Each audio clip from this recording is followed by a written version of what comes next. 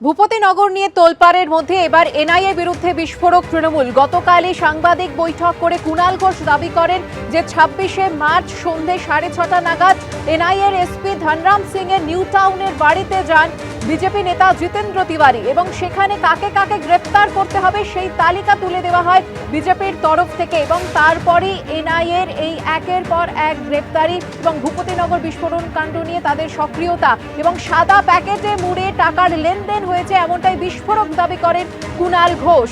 লোকসভা ভোটে নির্ঘণ্ট প্রকাশ হয়ে যাওয়ার পর যখন আদর্শ আচরণবিধি লাগু রয়েছে তখন ঘটেছে এই ঘটনা।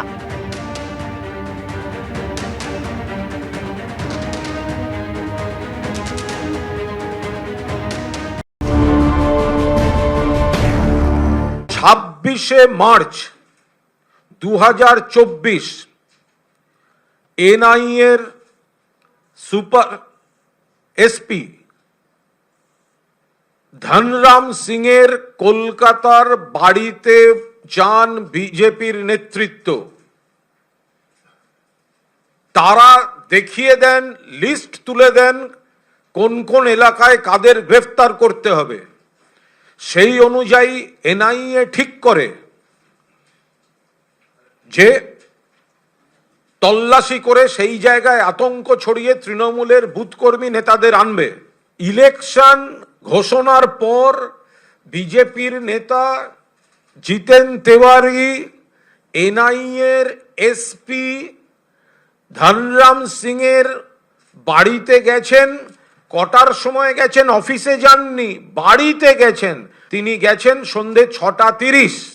তিনি ছিলেন 7:22 পর্যন্ত। একটি সাদা প্যাকেটে বিপুল অর্থের লেনদেন হয়েছে।